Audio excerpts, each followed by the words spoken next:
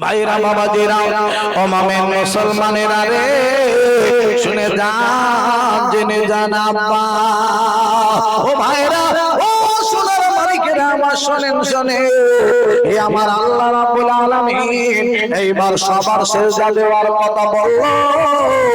সবাই সেজদা দিতে রাজি হয়ে গেল, একজন আর সেজদা দেয় না। ও ভাইরা ওর নাম হলো আজাজিল ইবলিস শয়তান। ও আর সেজদা দেয় না। আল্লাহ বলে সেজদা দাও, বলে আমি সেজদা দেব না। বলে কেন, কি হলো?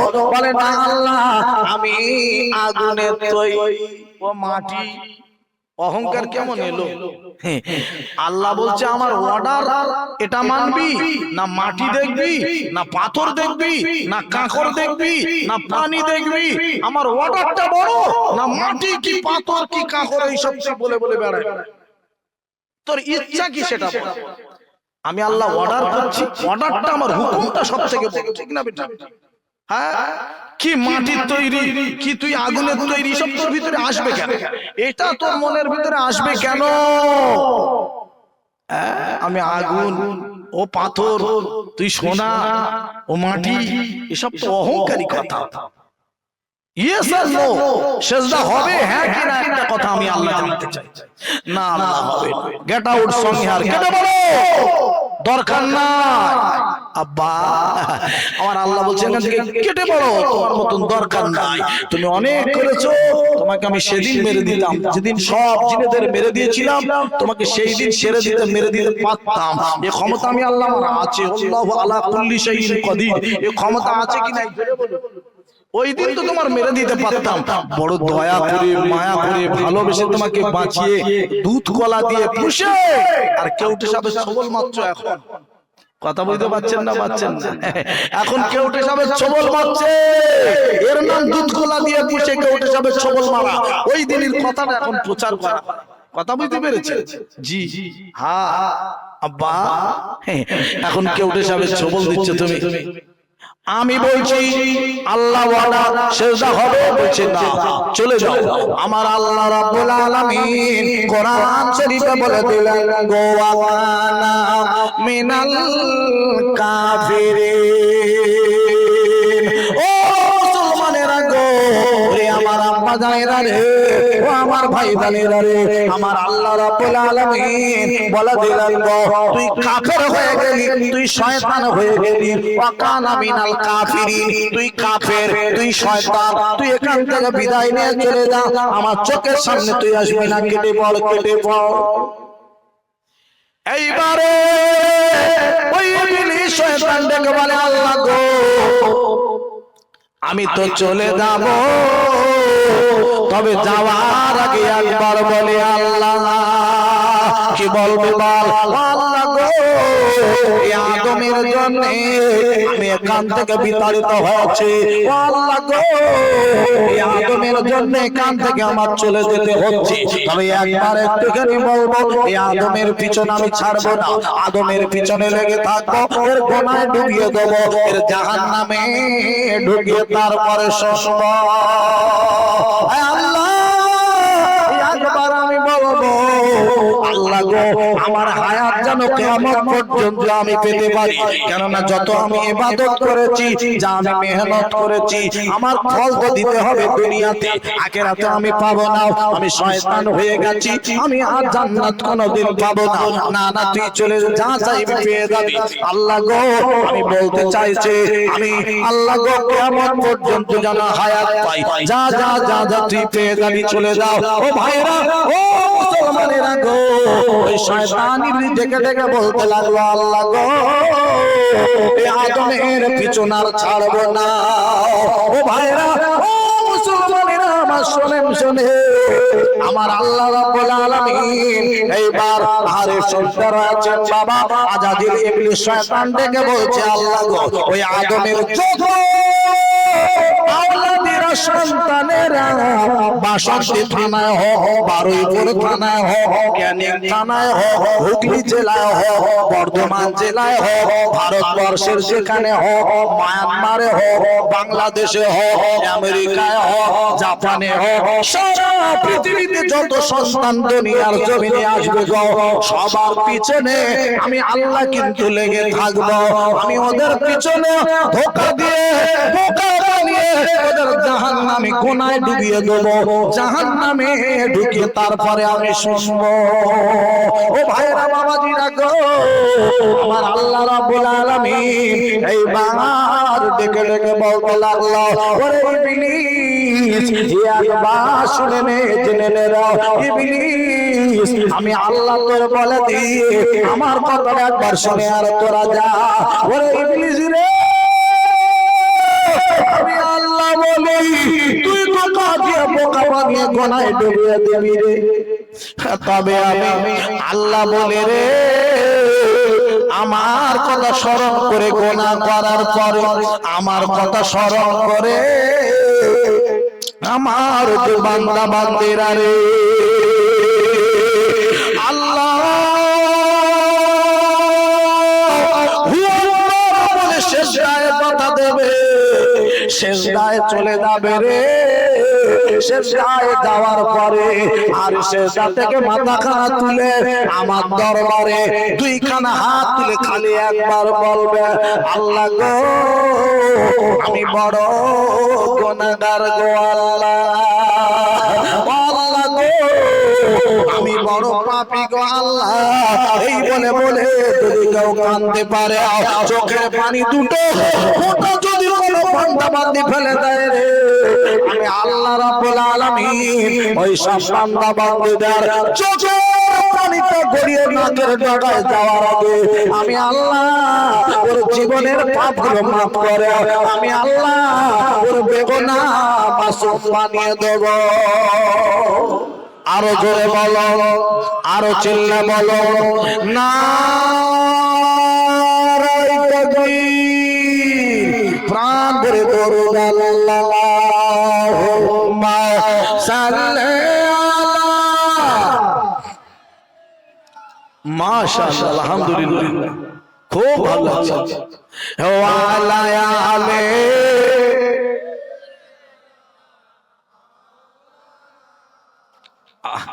আব্বা, আল্লাহকে ডাকুন, আল্লাহ সব পারে। পারে না পারে না বলুন, আল্লাহ পারে, ক্ষমতা আমার আল্লাহর আছে। আল্লাহ বলছে বান্দা, এই কোরআন শরীফের একটা আয়াত, লা তাকনাতু মির রাহমাতিল্লাহ, আয়াতটা মানুষের এত কাজে লেগেছে, সব আয়াত কাজে আয়াত, সব আয়াত, কোন আয়াতকে ছোট করা যাবে না। তবে আমাদের বড় উপকারে লেগেছে কোরআন শরীফের লা তাকনাতু মির রাহমাতিল্লাহ।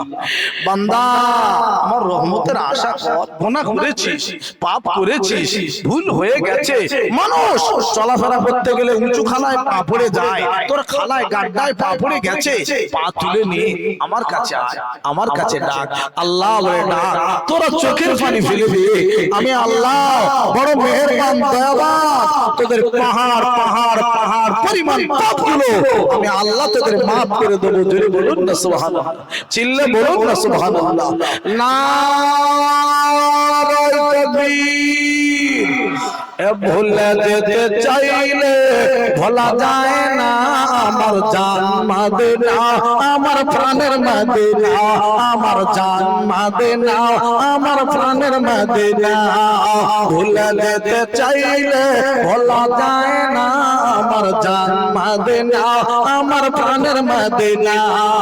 মদিনার স্মৃতি গলে ভাবি বারে বার, মদিনার স্মৃতি গলে ভাবি বারে বার, কবে আমি যাব মদিনায় আবার। নারায়ে তাকবীর, নারায়ে তাকবীর, নারায়ে তাকবীর। আব্বা আসুন, আমি আপনাদের কাছে রেখেছি কোরআন শরীফের আয়াত, কোরআন শরীফে কিছু কথা রেখেছি। আপনাদের ভাইদের আমার, আমি আপনাদের কাছে একটুখানি বলবো। আল্লাহর নবীর কথা বলতে বলতে আমি একটুখানি এদিকে চলে এসেছি। আমার নবী হলেন এক নম্বর যত মানুষ পৃথিবীর জমিনে এসেছে সবার থেকে নাম্বার 1 মানুষ যদি থেকে থাকেন সেটা হলো আমার নবী, আপনার নবী, আমাদের নবী, আপনার নবী। এক নম্বর নবী, ইনি শুধু মানুষের নবী নন, ইনি গাছের নবী, মাছের নবী, জন্তু জানোয়ারের নবী, ইনি হলেন নবীদের নবী। হিন্দু ভাই, মুসলমান ভাই, সবার নবী। একবার জোরে বলবেন না সুবহানাল্লাহ। একটা বাজে কথা বলেছি, একটা বাজে কথা বলেছি। হ্যাঁ হ্যাঁ আব্বাজান ভাইজান আমার নবী এক নম্বর নবী, নাম্বার 1। এই নবীর আদর্শ এত ভালো, এত সুস্থ পাবেন না।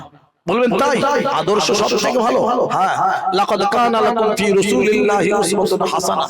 আমার নবীর আদর্শ সবথেকে সুন্দর, সবথেকে উত্তম, ভালো। একবার জোরে বলুন না সুবহানাল্লাহ। আব্বা, 1 তারিখে আমার নবীর আদর্শের কথা একটুখানি তাহলে আপনাদের কাছে তুলে ধরি। আব্বা, আমার নবী কত বড় নবী ছিলেন। 1 তারিখে আমার নবীর একজন সাহাবী হযরত আবু বকর সিদ্দিক রাদিয়াল্লাহু তাআলা আনহু আব্বারে রয়েছেন এক জায়গায়। হঠাৎ করে এক ইহুদি ভাই চলে এলো, এসে মসজিদের ভিতরে ঢুকে পেশাব করতে লেগে গেছে। আচ্ছা আব্বা বলুন তো, মসজিদটা কি পেশাব করার জায়গা? কি করার জায়গা ভাই? নামাজ পড়ার জায়গা। আল্লাহ হায়াত দারাজ করুন, সকলে বলি আল্লাহুম্মা আমিন। এই মসজিদ তো নামাজ পড়ার জায়গা, ইবাদতের জায়গা, ওটা পেশাব করার জায়গা। ইস, নবীর সঙ্গে আছেন কে? হযরতে ওমর ফারুক রাদিয়াল্লাহু তাআলা আনহু। ইনি বড় রাগী সাহাবী। রাগী সাহাবী না? কিতাবে লেখা আছে যে রাস্তা দিয়ে হুজুর যেতেন না, শয়তান চলাফেরা বন্ধ করে দিত, এত রাগী সাহাবী। আল্লাহর নবী সাহাবী হযরত ওমর ফারুক রাদিয়াল্লাহু তাআলা আনহু বড় রেগে গেল। ইয়া রাসূলুল্লাহ, ইয়া হাবিবাল্লাহ, নবীজি গো, এই আপনার কাছে বলবো, আমি ওমর সহ্য করতে পারছি না। ও নবী গো, আমি সহ্য করতে পারছি না। এই ভাইটা মসজিদের ভিতরে পেশাব করবে, আমি ওর ব্যবস্থা করে দেব। আল্লাহর নবী বলেন, না না না না সাহাবী রে, তুমি অধৈর্য হও না, ধৈর্য ধরো, সবর করো। ও সাহাবী রে, পেশাব বন্ধ হয়ে গেলে শরীর খারাপ করবে, ওকে একটু পেশাবটা করতে দাও। আমি নবীর সঙ্গে দেখা যাক কি করা যায়। ও সুন্দরবনের ভাইরা, মায়েরা, বোনেরা গো, আমি আতাউল্লাহ বলে যাই ভাই। ও ভাইরা, মায়েরা, বোনেরা, খালারা, বোনেরা, বাবারা, আমি আতাউল্লাহ বলে যাই গো। আল্লাহর নবী আমার নবী ছিলেন বাবা, আমার নবী ছিলেন ডাক্তারের ডাক্তার, আমার নবী ছিলেন মাস্টারের মাস্টার, আমার নবী ছিলেন বাবা বৈজ্ঞানিকের বৈজ্ঞানিক। একবার কি জোরে বলা যাবে না সুবহানাল্লাহ? আমার নবী বৈজ্ঞানিকের বৈজ্ঞানিক, ডাক্তারের ডাক্তার, মাস্টারের মাস্টার। আরেকবার জোরে বলুন সুবহানাল্লাহ। এই বাবা বলছে, আমার নবীজি বললেন পেশাব করতে গেলে বন্ধ করে দিলে শরীর খারাপ করবে। এই কিছু ভাই আছে দাঁড়িয়ে দাঁড়িয়ে পেশাব করে, ডাক্তারদের মত, দাঁড়িয়ে দাঁড়িয়ে পেশাব করলে পেশাবটা পুরোটা ক্লিয়ার হয় না, হয় না, হয় না, কিছুটা পেশাব পেটের ভিতর রয়ে যায়, শরীর খারাপ করবে পরে। আল্লাহর নবী বললেন, না না না না না, বসে বসে বসে বসে পেশাব করো, তলপেটের চাপ পড়ে পুরো পেশাবটা ক্লিয়ার হয়ে যাবে, বার হয়ে যাবে, শরীর খারাপের সম্ভাবনা থাকবে না। একবার কি জোরে বলা যাবে না সুবহানাল্লাহ? আল্লাহর নবী বৈজ্ঞানিকের বৈজ্ঞানিক, ডাক্তারের ডাক্তার, মাস্টারের মাস্টার, আমার নবী হলো এই নবীর কথা আলোচনায় লেগেছি। আব্বাজান ভাইজান আমার শুনেন, আরে এই কথাটা বলতে গিয়ে বাংলাদেশ নোয়াখালী জেলার একটা গজল সামনে রাখতে হয়। বিজ্ঞানীদের বিজ্ঞানী আঙ্গন বেজে, বিজ্ঞানীদের বিজ্ঞানী আঙ্গন বেজে, বিজ্ঞানীরা রকেট যুগে চাঁদের দেশে যায়, আঙ্গন বে রকেট ছাড়া মেরা শরীর যায়। শুনে বলুন সুবহানাল্লাহ। আমার নবী যেদিন মেরাজে গিয়ে নামাজ এনেছিলেন, সালাত এনেছিলেন, সালাতু মিরাজুল মুমিনিন, এই নামাজ যেদিন আনলেন ওই দিন বাবা কোন রকেটে চড়ে, কোন প্লেনে চড়ে, কোন উড়োজাহাজ চড়ে আল্লাহর সঙ্গে দেখা করতে গিয়েছিলেন, দিদার করতে গিয়েছিলেন? না না না না, প্রমাণ কেউ করাতে পারবেন না। আমি আসামে যাই জলসা করতে, আমি যাই বাংলাদেশে জলসা করতে যাই, প্লেন চড়ে চড়ে চড়ে চড়ে যাই। আব্বা ওই প্লেনগুলোর নাম মনে আছে? আব্বা আসামে যাই জলসা করতে, প্লেনটার নাম হলো এয়ার ইন্ডিয়া, এয়ার ইন্ডিয়া। আব্বা এই প্লেনের নাম বললাম, আমার নবীজি যে প্লেন চড়ে গিয়েছিলেন ও প্লেনের নাম বলতে পারবেন না। আমার নবী কোন প্লেন চড়ে যাননি, আল্লাহর সঙ্গে দিদার করে বিনা প্লেন ছাড়াই দিদার করে এসেছিলেন। একবার জোরে বলুন না সুবহানাল্লাহ। আমার নবী বৈজ্ঞানিকের বৈজ্ঞানিক। তোমার কবি বলছেন বিজ্ঞানীদের বিজ্ঞানী আঙ্গন বেজে, বিজ্ঞানীদের বিজ্ঞানী আঙ্গন বেজে, বিজ্ঞানীরা রকেট যুগে চাঁদের দেশে যায়, আঙ্গন বে রকেট ছাড়া মেনা চড় যায়। আবু বকর সিদ্দিককে সাপে কামড়েছে, আবু বকর সিদ্দিককে সাপে কামড়েছে, আঙ্গন বের থুতু দিয়ে ভালা হয়ে গেছে।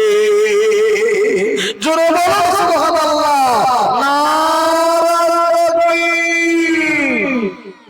আব্বা আমার নবী ডাক্তার, ডাক্তারের ডাক্তার। জোরে বলুন না সুবহানাল্লাহ। থুতু দিয়েছে সাপের বিষ পানি। হুজুরকে ইনজেকশন দিতে হয়নি, হসপিটালে ভর্তি করাতে লাগেনি, আব্বারে ট্যাবলেট খাওয়াতে হয়নি, কোনো কবিরাজের কাছে নিয়ে যেতে হয়নি। আমার নবীর থুতুই কমপ্লিট হয়ে গেছে।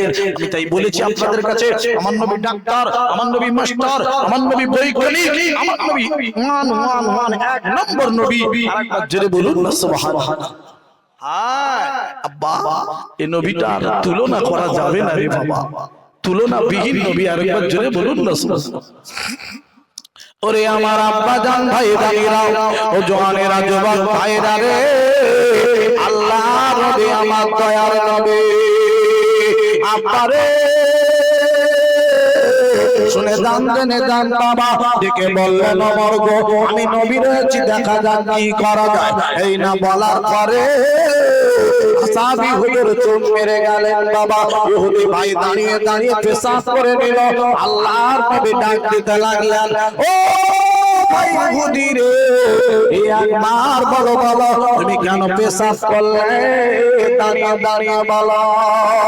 এই মসজিদ ঘরে এটা তো পেশাব করার জায়গা না, এটা তো ইবাদত করার জায়গা।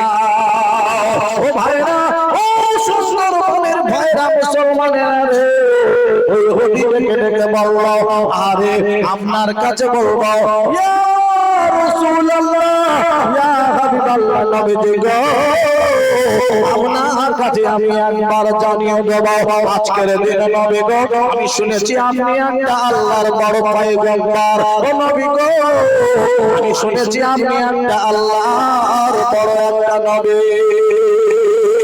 ইয়া রাসূলুল্লাহ, ইয়া হাবিবাল্লাহ, নবী গো আমি তাই প্রমাণ করার জন্য আমি তাই এসেছিলাম আপনার কাছে।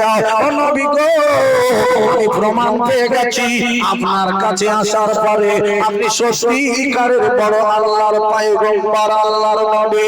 ইয়া রাসূলুল্লাহ, ইয়া হাবিবাল্লাহ, নবীজি গো আপনার হাতে আমি হাত রাখবো, আপনি আমার হাতখানা ধরে দেবেন, খালি আল্লাহর কলমাটা পড়িয়ে দেবেন, আমি মুসলমান হয়ে বাড়ি চলে যাব।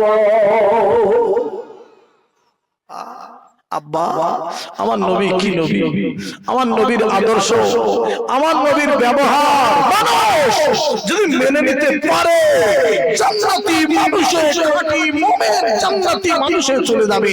একবার জোরে বলুন না সুবহানাল্লাহ। আব্বা জি হ্যাঁ, আসুন আগে নিয়ে যাবো আপনাদের কাছে। আমি কথা রাখছি, কষ্ট হচ্ছে না তো? জি আমার পরবর্তী বক্তা আছেন জনাব হযরত মাওলানা রবিউল ইসলাম সাহেব, রবিউল ইসলাম সাহেব লক্ষ্মীকান্তপুর। আব্বা তিনি আসবেন আমার পরবর্তী বক্তা। আমি আপনাদের কাছে একটুখানি আগে নিয়ে যাচ্ছি। আমার মায়েরা বোনেরা খালারা বেটিরা অনেকে মাহফিলে এসেছে।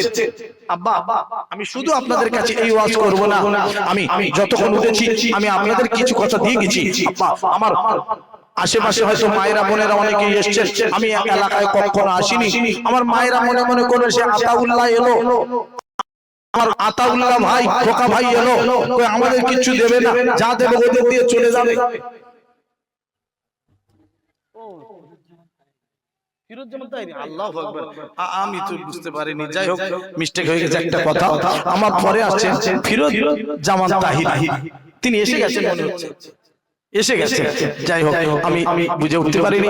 আমার পরে আমার ফিরোজ্জামান তাহিরি মাওলানা সাহেব বুঝতে পেরেছেন, তিনি শুধু হুগলি মাদ্রাসা প্রধান শিক্ষক, হুগলি মাদ্রাসার কথা বুঝতে পেরেছেন, তিনি আসবেন মাশাআল্লাহ আলহামদুলিল্লাহ। আমি আর একটা লেখা রয়েছে রবিউল ইসলাম সাহেব করে, তো আমি মনে করলাম এই নামটা হবে। তো যাই হোক ভাই বলে গেলেন যে আমার পরে উনি আসবেন, তারপরে হয়তো রবিউল ইসলাম সাহেব তারপরে আছে, মাওলানা সাহেবের পরে আছে। তো যাই হোক একের পর এক সব আসবেন। আমি আপনাদের কাছ থেকে নামার আগে, বিদায় নেওয়ার আগে, আমার মায়েরা বোনেরা অনেকেই মাহফিলে এসেছে, এই মনে মনে চিন্তা ভাবনা করবে যে আতাউল্লাহ ভাই অনেকদিন পরে এলো আমাদের এলাকায়, আমাদের কিছু দিয়ে যাবে না, যা দেবে ওদের দিয়ে চলে যাবে। মায়েরা মনে ব্যথা পাবে, কষ্ট পাবে, দুঃখ পাবে, তাই মায়েদের হালকা করে দিয়ে দাও। ও মায়েরা বোনেরা খালারা বেটিরা বুবুরা শুনাও নামাও, আমার আল্লাহ রাব্বুল আলামিন কোরআন শরীফে এক জায়গায় বলে দিলেন, হুন্না লিবাসুল লাকুম ওয়া আনতুম লিবাসুল লাহুন্না, মেয়েরা হলো ছেলেদের পোশাক, ছেলেরা হলো মেয়েদের পোশাক। ও মায়েরা বোনেরা গো, আমার আল্লাহ রাব্বুল আলামিন বলে দিলেন, স্বামী আর স্ত্রীর কথা একটুখানি আপনাদের কাছে তুলে ধরব। আল্লাহ নবী বলে দিয়ে গেলেন, ভাইরা মায়েরা গো, যদি কোনো মেয়ে ছেলে চারটে কাজ করতে পারে, ওই মেয়ে ছেলেটির জন্য আমার আল্লাহ পাকের 8টা জান্নাতের দরওয়াজা খুলে দেওয়া হবে। যে দরওয়াজায় দিয়ে ইচ্ছা হবে আল্লাহর জান্নাতে চলে যেতে পারবে। এক নাম্বার 1 নবীজি বললেন 4টে কাজ মেয়েদের। ওরে আমার মায়েরা বোনেরা খালারা বেটিরা বুবুরা গো, দয়ার নবী বলে দিয়ে গেলেন, মাগো নাম্বার 1 নামাজ, নাম্বার 2 হলো রোজা, নাম্বার 3 হলো মাগো পর্দা, নাম্বার 4 হলো স্বামীর খিদমত করা। ও মায়েরা বোনেরা খালারা বেটিরা গো, আল্লাহর নবী আমার বিশ্ব নবীজি একদিন ফাতেমার কাছে চলে গেল। ও মা ফাতেমা গো, আমার একটুখানি শোনো ফাতেমা, আমি তোমার কাছে এসেছি, আমি তোমার আব্বা জান, তোমার একটুখানি কথা বলবো, তুমি জানো মনে চিন্তা করো না, আমি নবীর বেটি অহংকার নেবে না। মা গো আমি বিশ্ব নবী বলে দিয়ে যাই, মা তোমার সঙ্গে হযরতে আলীর বিয়ে দেওয়া হবে। মা গো ওই আলীর সঙ্গে বিয়ে দেওয়া হবে তোমার, তুমি আলীকে ছোট করে রাখবে না, আলীকে তুমি কষ্ট দেবে না। মা গো আমি নবী তোমাকে বলে দিয়ে গেলাম, আলী হবে তোমার জন্য জাহান্নাম, আলী হবে তোমার জন্য জান্নাত।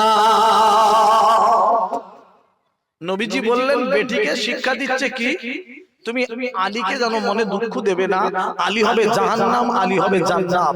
ওয়াজ একটু বুঝে নেওয়ার জিনিস, আলী জাহান্নাম জান্নাত হয় না, আলী একজন মানুষ, ইনি হবে তোমার স্বামী। মায়ের আপনারাও কথাটা বুঝে নিতে পারেন, তোমাদের স্বামী যাদের আছে নবী কোনটা বোঝাতে চাইলেন, স্বামীর মনে যদি ব্যথা দাও, কষ্ট দাও, দুঃখ দাও, তোমার ঠিকানা জাহান্নাম।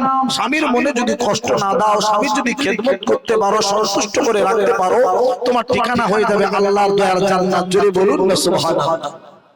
এটাই নবীজি বোঝাতে চাইছেন।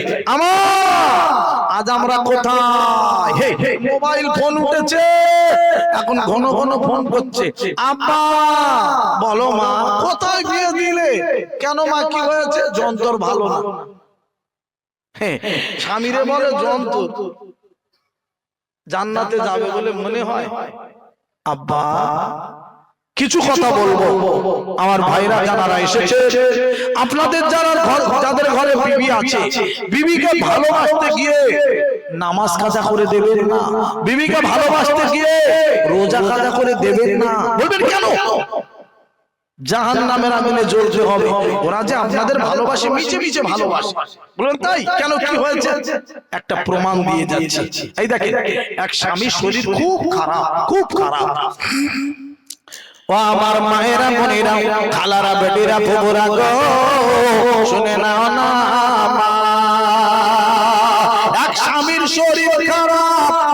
জরিনার মা মানে ওর বিবি পাশে বসে বসে কাঁদবে প্রতিদিন গিয়ে আল্লাহর কাছে দোয়া চাইবা, আমার আল্লাহ গো আমার হায়াত কেটে নাও, আমার স্বামীর হায়াত তুমি বাড়িয়ে দাও, ও আমার মাওলা মাবুদ আল্লাহ গো আমার হায়াত কেটে নাও, আমার স্বামীর হায়াত আল্লাহ বাড়িয়ে দাও। প্রতিদিন স্বামীর পাশে বসে বসে বসে কাঁদবে। গ্রামের মেয়েরা ছেলেরা সবাই বলে দেখছিস স্বামীর কি ভালোবাসা বাসে রে, এত ভালোবাসে।